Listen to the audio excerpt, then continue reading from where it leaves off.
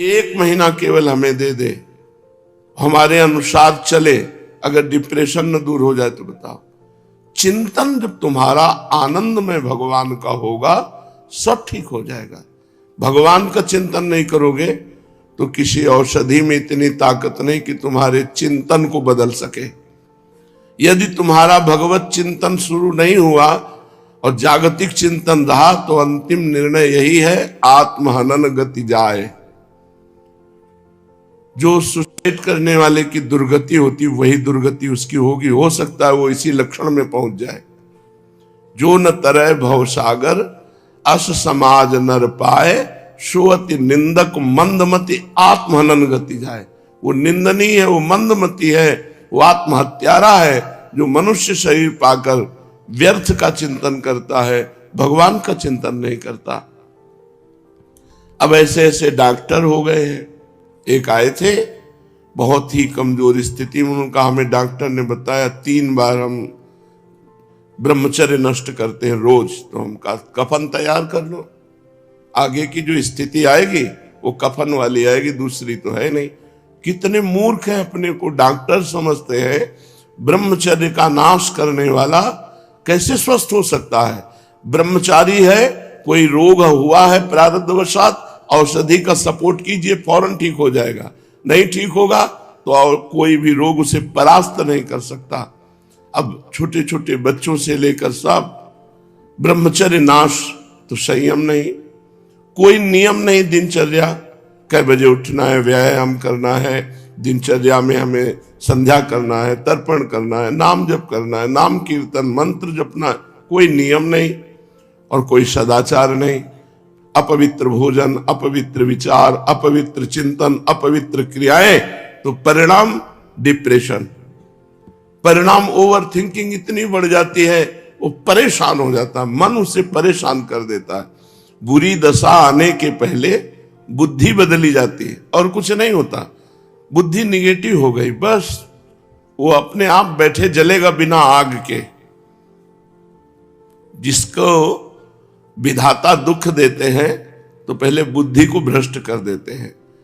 जेका विधना दारुण दुख दीन, ताके मति पहले हरिलीन, बुद्धि हरण कर लेते हैं। इसलिए यही सकल सुखेभ्या सुत्तमम भक्ति सौख्यम। इस संसार में कोई सुख नहीं है, अगर सुख है तो भगवान की विशुद्ध भक्ति में।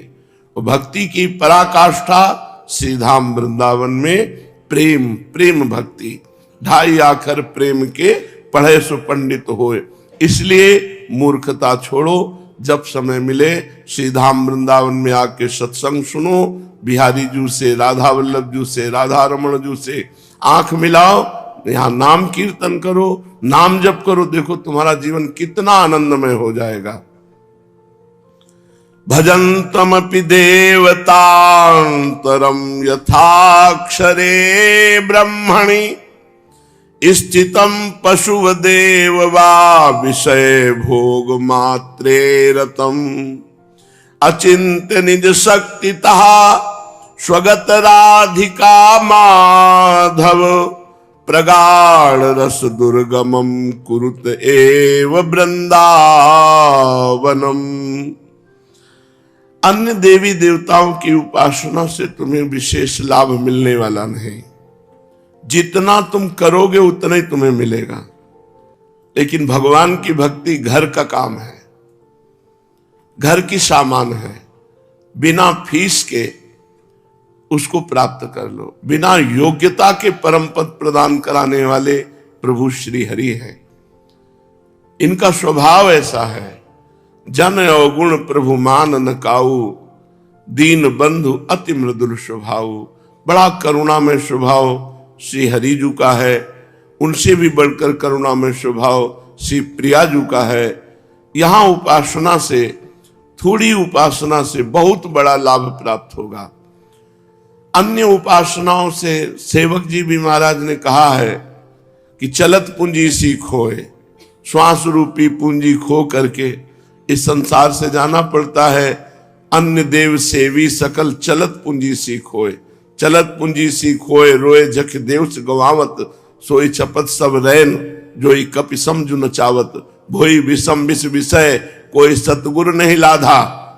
सतगुरु की प्राप्ति ना होने के कारण वो अन्य देवी देवताओं में अपने चित्त को लगाते हैं और सकामता पूर्वक कामना पूर्ति के लिए भाव करते। पूर्ण हो गया तो और आसक्त हो गए और ना पूर्ण हुआ तो अश्रद्धा हो गई। पर प्रभु श्री हरि ऐसे नहीं।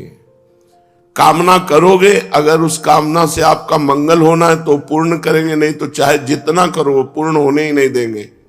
वो आपका मंगल चाहेंगे। मंगल भवन अमंगलहारी, भगवान मंगल भवन है।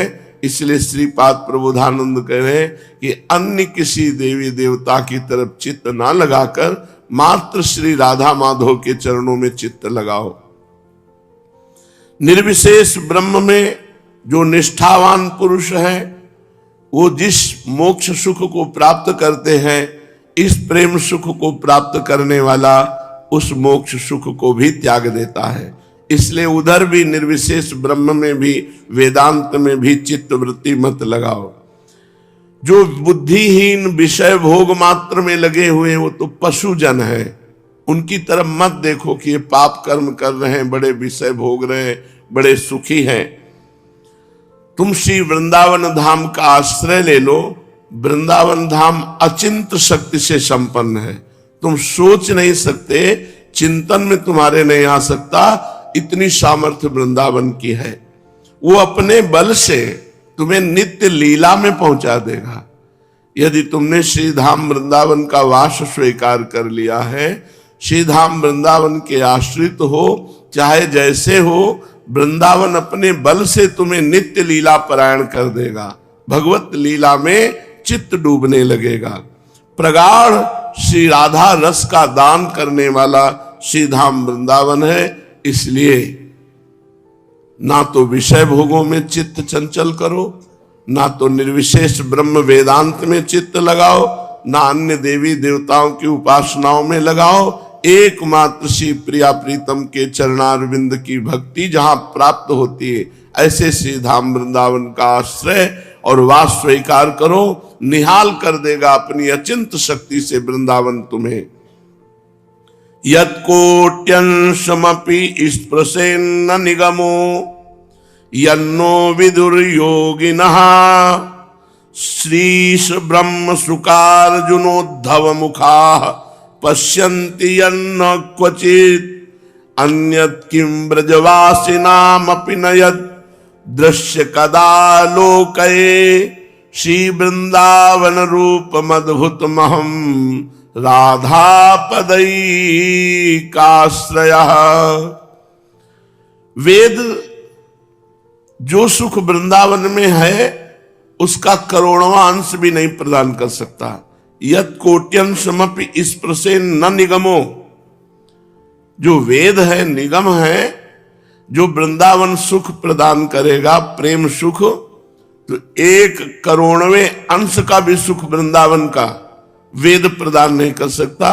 ये वेद के परम पारंगत विद्वान अनुभवगम्य महापुरुष श्रीपाद प्रबोधानंद जी बोल रहे हैं।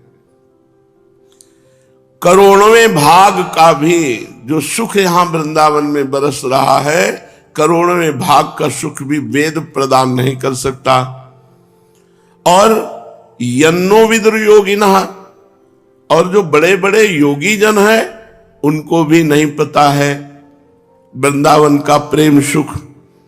और श्री लक्ष्मी जी, ईश, उनके पति नारायण, ब्रह्मा जी, सुखदेव जी, अर्जुन जी, उद्धव जी, ये बड़े बड़े महापुरुष जिन महासुख को, प्रियालाल को, नवनिभृत निकुंज विलासी को आज तक देख नहीं पाए, उस सुख को वृंदावन प्रदान करता है। जो वृंदावनवासी ब्रजवासी हैं, एकमात्र श्री प्रिया प्रीतम के उपासी हैं, अपने आश्रित जानकर वृंदावन को सम्यक रूप से प्रिया प्रीतम का साक्षात्कार कराता है और उनकी रसमयी लीला में प्रवेश देता है। इसलिए चाहे जैसे हो, चाहे जहां रहते हो, वृंदावन का आश्रय ले लो, वृंदावन का वास स्वीकार करो और श्री राधा माधव की भक्ति करो, प्रिया प्रीतम का प्रेम प्राप्त करो।